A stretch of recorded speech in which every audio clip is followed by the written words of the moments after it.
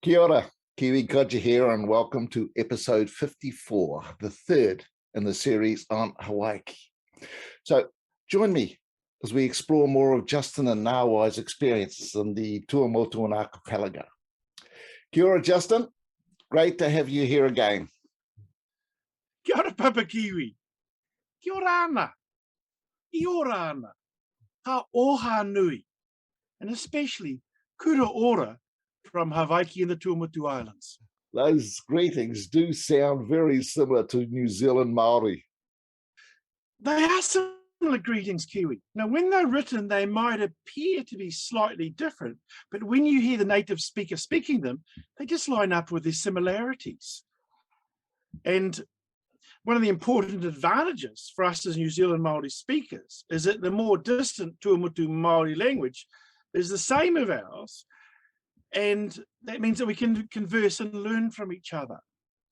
And that similarity is one of the clear supporting evidences that many of New Zealand Maori ancestors did indeed come from the Tuamotu Islands, as the locals there claim.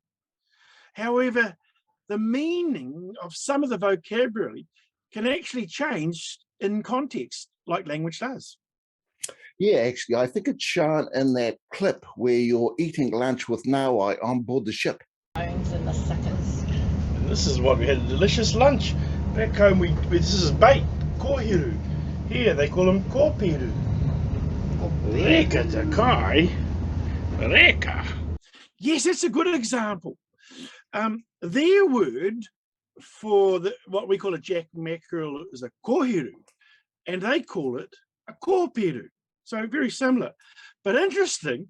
I would use the word to like ka reka te kai, meaning the satisfaction of a delicious meal. And over there, in that context, ka reka actually means sexual satisfaction. So it's good to learn.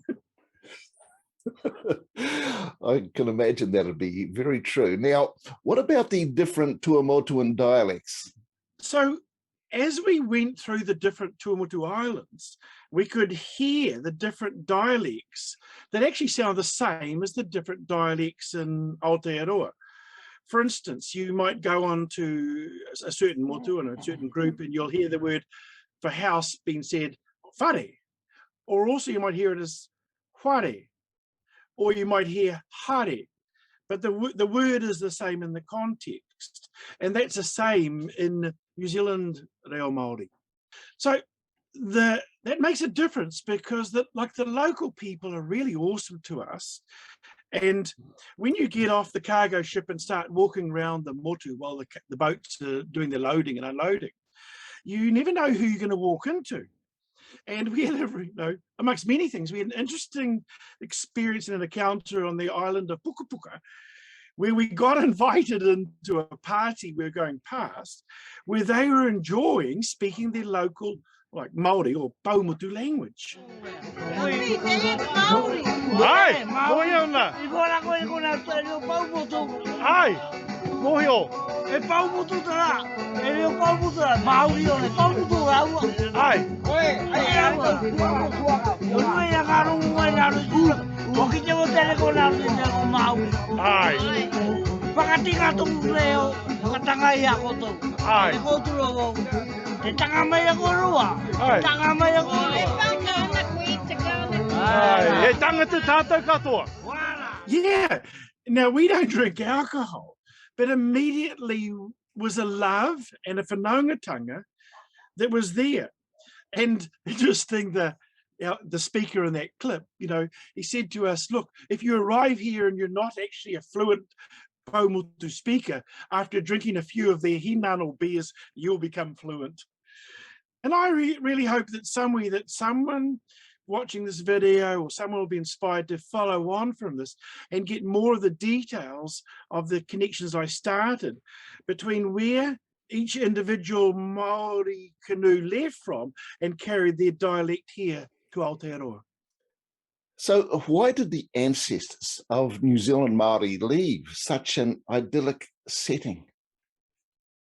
So the New Zealand Maori histories record about Havaiiki and the leaving Havaiiki, and give several reasons, including the infighting that was going on, the depletion of resources, and the overpopulations. But in our going there, you really get a real light on the reality of what that entails.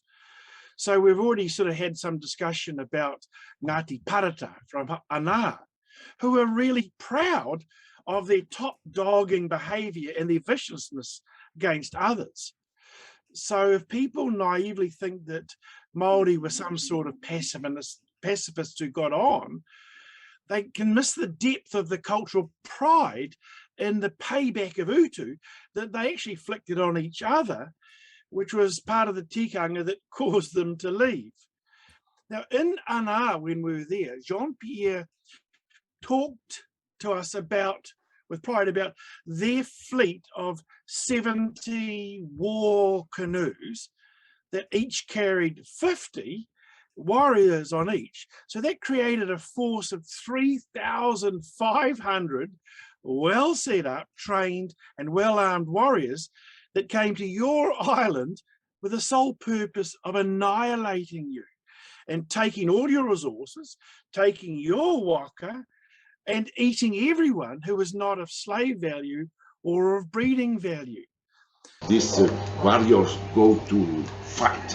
Yes. And when return to island, Anna, you know the poco the enemy, sur les tiro de vaca. Yeah, the mast. Yeah. They just put the upoko on. Marika. And he came to Anna and he goes to the motu whakareva. Oh, ngā upoko. They leave there. Yeah. Whakareva. The motu whakareva. And there is this name in Aotearoa. I know in whakareva. Yes, Ruterangi. So in trying to escape those dynamics, Māori actually bought on their canoes those dynamics here and continued them. Now, those are the same dynamics that are sort of fascinating for us to understand that you bring out so beautifully, because when you get the likes of rangatira like Hongi and Te Rauparaha that increasingly dominated and got power of that domination, you see some real effects on what is actually colonization of other tribes, where an estimated 50,000 to 60,000 Māori died from other Māori colonizing them just between the 1820 and 1835. And so it was a real challenge to survive. Mm-hmm. Yes. Now, when you were in Anā, Jean-Pierre took you to those caves of refuge. So let's have a look at that clip. Yes, this is Oaha. How do you Anna. do this? And what was this? It's a cave where The people hid. hides when there's a war. When there's war. To be not captured by enemy. Yes. Ah. Yes. And there's a lot of like this in the country, but this is the one very important. When chief go with, because the army was out of the island, Okay. and some attack our country, so they go here. Man, what a kill or be killed environment. Now, from Google Earth, the Tuamotu Islands look completely different from the Tahitian Islands. Right. Yes, they are different. Now, the Tahitian Islands are the remains of tall volcanoes, and they're surrounded by a coral reef. The Tuamotu Islands are more ancient, and they are basically low-lying coral atolls where the volcano in the center has subsided, and what's left is this coral reef. Now, like in Aotearoa, when they first arrived, these oceans and the lands were filled with amazing seafood and resources that could sustain large populations. Tawai talked about Anā, just holding it on itself, an estimated 8,000 to 10,000 people. And that's a lot of mouths to feed.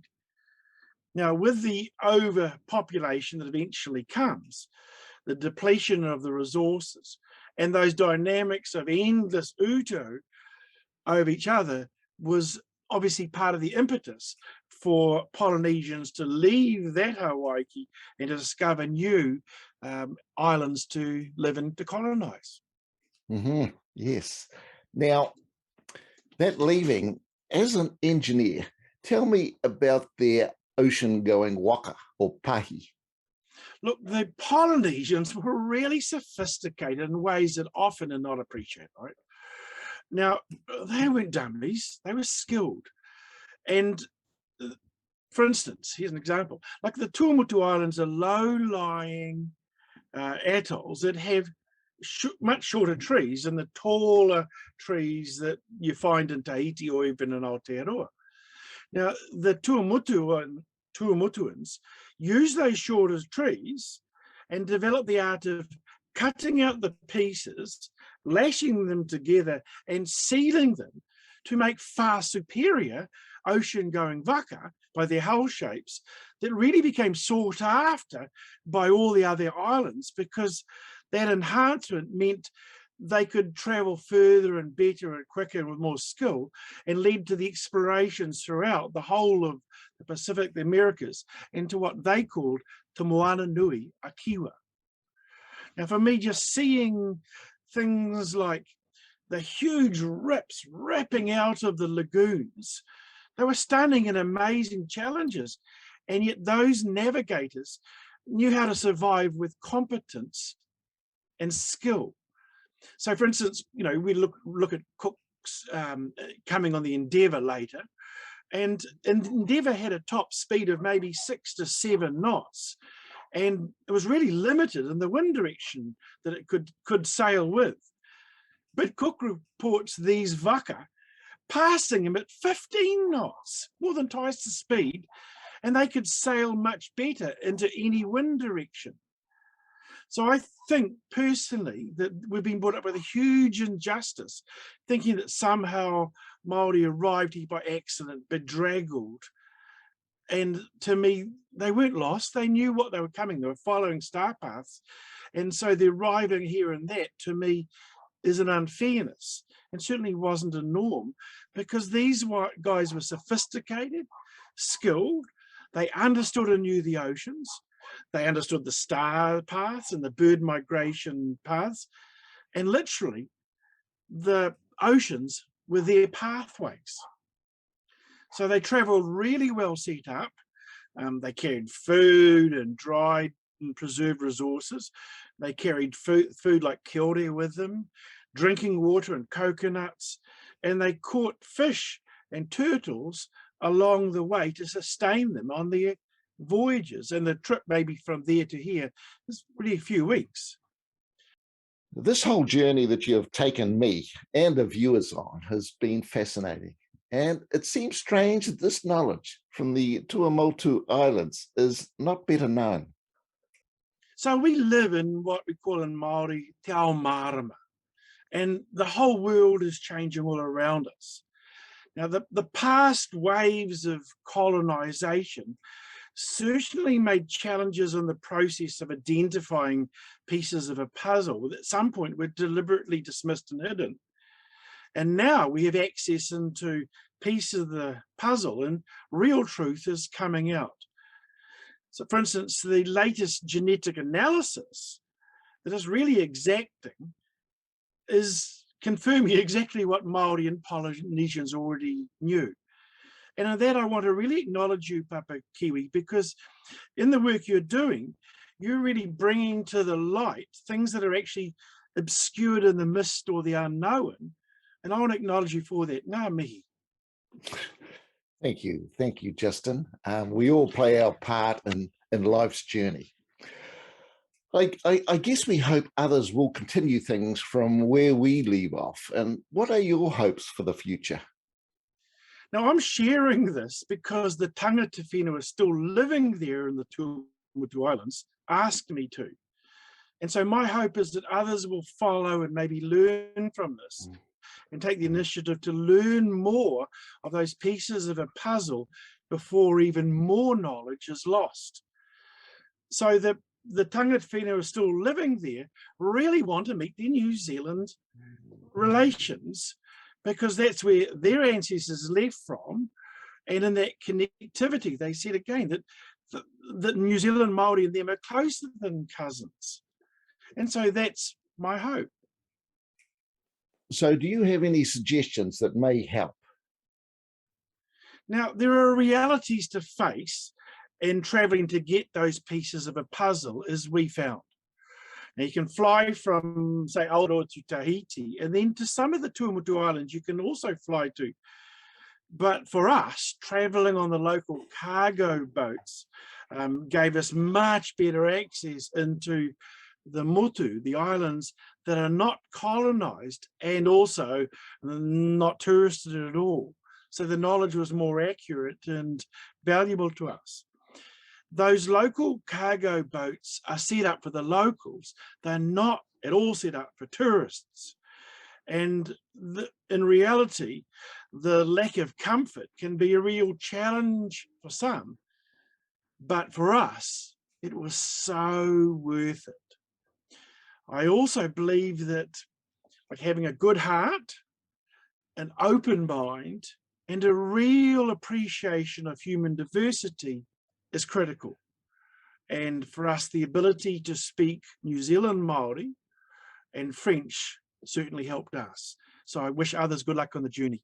Ngā mihi ki ngā tangata whenua o te moana nui a kiwa.